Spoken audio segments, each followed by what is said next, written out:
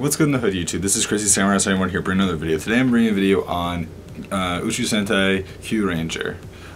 This is for episode 4 now. Yes, 4 episodes in. Personally, I think this is, I don't know if this is my favorite episode so far, but it's pretty, like, of the 4 episodes, it's probably like maybe my second or third. I don't know. It's good. I really like it, if not my favorite so far. I really enjoyed this episode. There's a lot of interesting things that happened in it, and a lot went down, but a lot of really interesting stuff went down, and so that actually moves the plot a lot. The episode is called The Dreamy Android. Now you may think to yourself, Dreamy Android, who could that be referring to? Well, for those that haven't guessed it already, that's Raptor 283. Yes, Raptor 283 is the focus for this episode. It's a good one. So let's talk about it here. So what happens is that they end up showing a whole entire intro scene with Raptor, you know, basically explaining the fact that she's wanted to be fighting alongside them forever. She's wanted to be one of them because you have to remember, she's the pilot of the Orion and she's the secretary. She's not someone that's known to fight. And the thing is that those are the two things she's been programmed for, and so she doesn't know, she always feels kind of bad that she suddenly feels this way, because it's like, I was programmed to do these two things and yet now I want to do this, and it's like, is there something wrong with me or am I okay? And what happens is that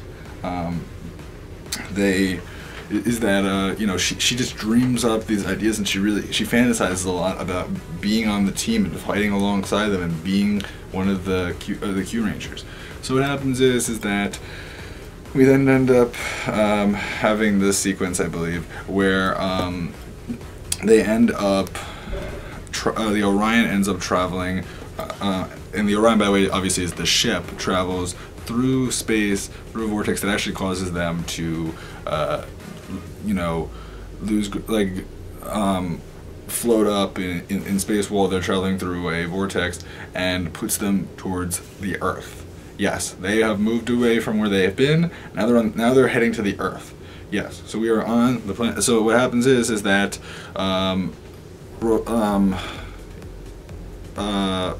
Ryu Commander, or the commander or whatever, basically says that this planet is pretty special, and the idea is that apparently this planet is one that has a lot of risk to it due to their consumerates, which are some sort of substance or whatever. Will confirm to well, there are more Mars on the Earth. And the idea is that they're very dangerous and potentially could lead to you know, the planet imploding due to the planetium or the planetiums from the last episode that was discussed. And so the idea is that they end up doing this thing that's called the Q-let, and Q-let is basically like Q roulette, and the idea, and it's some sort of bit which I'm not sure if that's going to be something that's going to be consistent throughout like most episodes, or if it's like a couple episodes. It seems like it's probably going to be a regular thing, but what I think that this is that it's very important to remember is that they're doing this Q-let thing with Shōrenbo, and the idea is that Raptor ends up having to spin this device, which is the roulette wheel. And the idea is that each of them have to put in their Kyotomas inside of the roulette wheel, and the idea is that 5 of them will be picked out each time.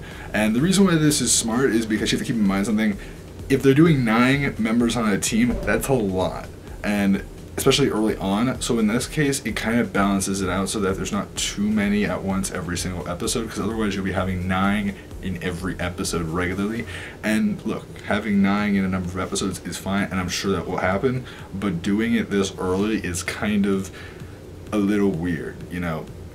Slowly increase the number. Don't start off with 9. That's a little much, so it's good that they're actually pacing themselves with something clever like this. They actually have a whole dance number, which is kind of fun. If you've seen the episode, it's just very cute. And the idea is that the 5 core members of the team are chosen. So Lucky, Hammy, Champ, Spada, and Garu are chosen. And the thing is that Raptor is chosen by Shōrenbo to do something else. she thinks at first maybe she's going to be fighting alongside them, even though in reality that would not be the case. But the idea is that actually he wants to try the Earth's peaches. Yes, peaches. You may think to yourself, why peaches? I don't know, Shoranbo, ask him. You know, he's a weird character, but at the same time, he's one of those kind of goofy characters that's very wise and kind of doesn't like tell everyone everything, even though he knows a lot more than he comes across to know. And I'm sure he's one of those characters that could have seen that way at first, and then eventually he'll become more and more, you know, wise and more informative than he is currently, where he's very, very quiet about most information that he may or may not already know. And we'll get to that. But anyway, what happens is that they end up then going to Earth. Raptor has to go her way, and the thing is that the others have to go and fight some monsters, because the thing is that the planet is being taken over by the Daikin and the Morimizers, and they end up, and there's a Daikin that's known as the Yomi Pakun, which is supposed to be a Daikin that can steal and eat the dreams of children. Yes. This has been done before in different ways, that usually it's some sort of eating dreams or something like that, and there's a lot of monsters in like spiritual lore and all sorts of stuff, and like there's like yokai and other things like that that have had those kind of properties of eating dreams. Usually it's nightmares, but dreams as well have happened before.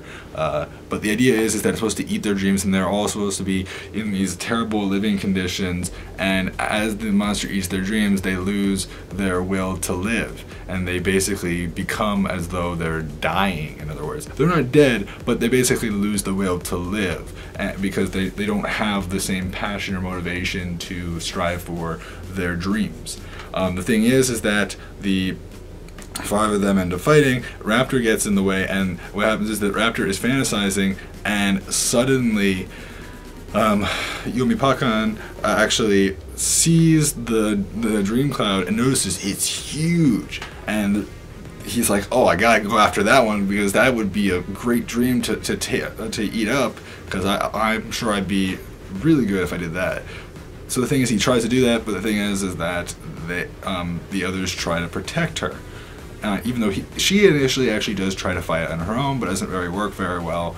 So eventually they have to defend her, and what happens is that the Yomi Pakan leaves, and at that point, afterwards, one of the boys that was going to be also attacked, I believe, like the dad actually says to the son, like, okay, let's go, son. Like he says his name, like Takaru, and the idea is that suddenly he takes him away and he looks at him with like a displeasing look, rather than being appreciative of him protecting his son.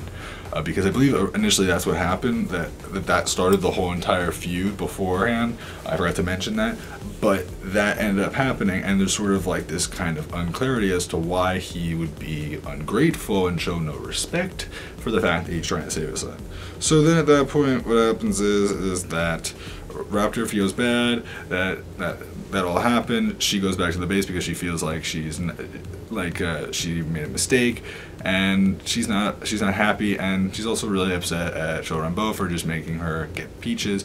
And so we then see the others at a cafe, at a curry house, and they're eating curry, each one of them, and they're having a good time, enjoying their meals. So Hammy, Garu, Lucky, Champ, and Spada are all eating, and then Spada ends up telling a story about Raptor and explaining how the thing that she hasn't been telling us this whole entire time, and the reason why she's been so secretive and she tries to avoid conversation about what she's feeling or whatever, is because she wants to be fighting alongside us. And he experienced it firsthand, where he ended up walking in on her, imagining being a part of the team and fighting alongside them.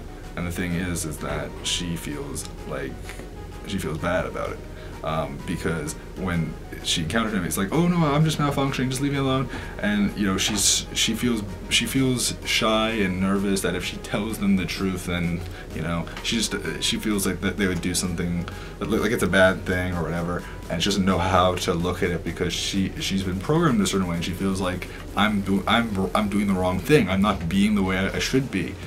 But in reality, she can be the way she wants to. So the thing is that Lucky says, well, she should join us. And the thing is that Spada's like, no, you know, she's meant to work a certain way, and we don't want her to get hurt. She's a part of our team, but she's not a part of our team that fights directly. We don't want her to be prone to getting injured. And the thing is that Spada is very protective of her, but Lucky at the same time wants her to strive towards her goals and reach out and try to actually take those goals on.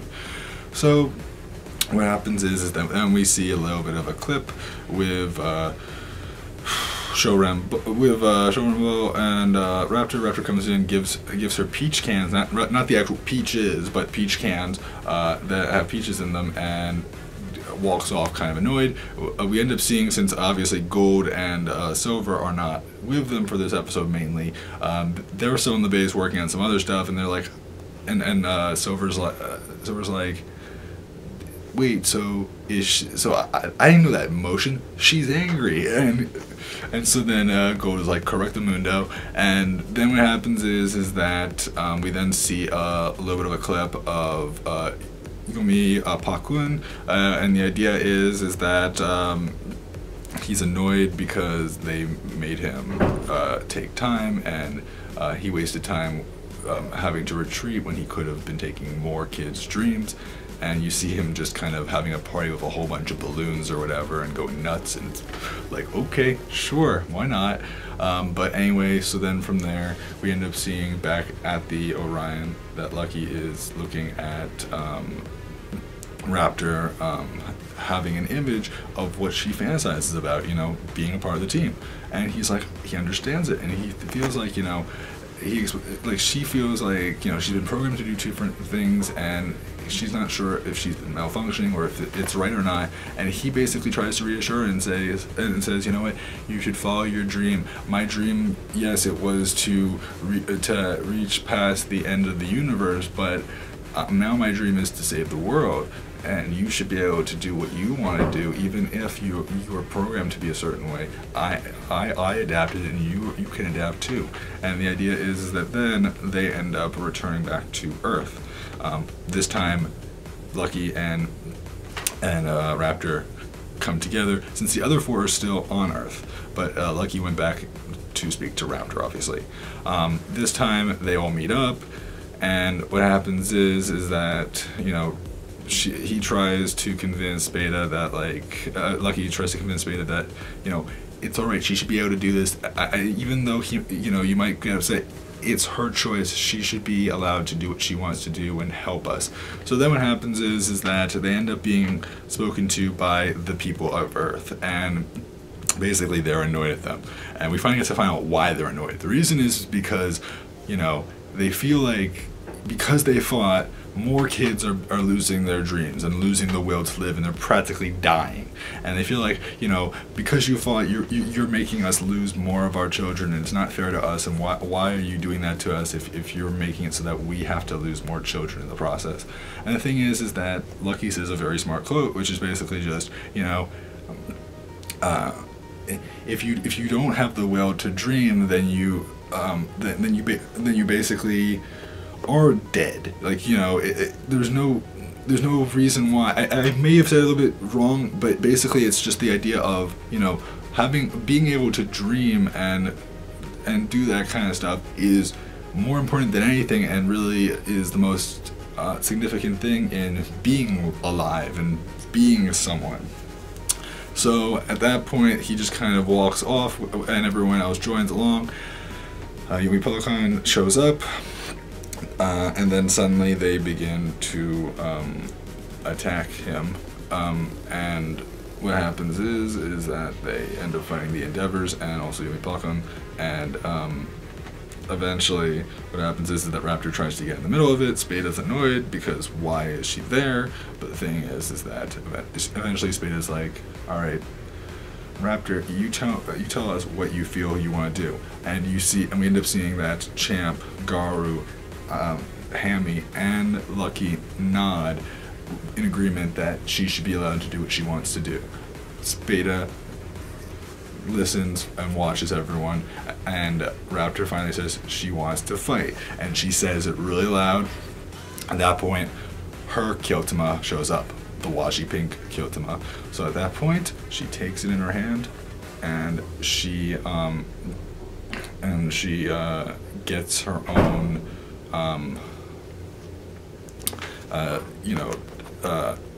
changer, and suddenly transforms into washi pink. And at that point, she begins to fight alongside them. The whole 6 of them are now a team. They all begin to fight. She has wings, so she's able to actually fly, and her weapon is the Q shot, which is like basically it's just the bare minimum of all the different pieces of their weapons. So yeah, she's like a shooter, but she can also fly through the sky, which adds a lot more excitement and new things that can go on in the episode, because now you have that capability functioning here. So she joins along with them. She does a special attack, which eventually leads to Yuma Pokemon actually losing all the dreams that he had swallowed up, and all the people, all the kids gain back their dreams. At that point, what happens is that they then do their final attack. Then they summon. Then Pokemon summons the Mori Miser robot or whatever, and goes to attack them. And at that point, what happens is that they end up using the combination, which is the new combination, which involves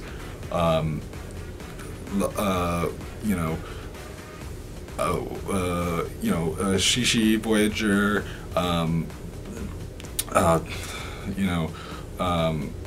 it's red, black. Sorry, I'm just forgetting right now. Red, black, yellow, blue, and pink. Pink has an eagle, so she has Washi Voyager, and it's an eagle, so they end up using that. They end up using yellow as a swordfish, and they eventually use their final attack and defeat the monster. Then we see a little bit of a preview for the next episode, which basically is really important, because what it shows is we see Aerodron talking with Stinger and Don, what's his name right now? I'm forgetting his name. What's his name? Don Armage, who apparently they're talking, and Aerodron mentions the fact that hopefully they don't know the secret of the Earth, and suddenly Stinger's like, so they're on Earth, and you can see him having an annoyed face, and he's preparing to attack them. I forgot to also mention they do celebrate at the end. You do see them on the ship. It's basically kind of assumed that Shorenbo probably knew, but like Silver it keeps on saying like, you must have known, and then he says, I don't know what you're talking about, and he just kind of avoids the topic as though he probably did know, but he's been keeping it secret, and eventually he'll probably say that yes, I had known, but he won't say it like yes, I know. He'll probably have some real background. There'll be some reasoning behind it, because why else would they be specifically chosen? I'm sure there'll be some sort of explanation as to why this is. So overall, I really enjoyed this episode a lot. I really like Pink a lot, and I'll be very curious to see how Stinger is going to work now, especially since he is evil, and he is working on the same side as Aerodron, which means that it will be very interesting to see how that will affect things. He just in general doesn't like them, so it's not like he's being brainwashed. He's just not a fan of them, and he's just sort of working alongside them. It's not very clear as far as how strong that relationship is as far as being comrades goes with Dark Matter, but we'll see in the future, obviously. But overall, I really enjoyed this, and I'm looking forward to seeing how things will expand in episode 5, which is very cool to think that we're already that close to 5. I mean, we're gonna be 5 episodes in. That's pretty good. So anyway, I'd love to know your guys' opinions. Did you enjoy this episode? What was your favorite part? Do you like Washi Pink or Raptor 283? How do you think Stinger will join the team? Do you think that Stinger will take a while before he joins the team, or do you think that maybe like we'll get him in the next episode or so? And how do you think he'll actually join? You know, please leave your comments below, and I'll see you guys in the next videos. Until then, guys, I'm Crazy Samurai 1, and goodbye, guys.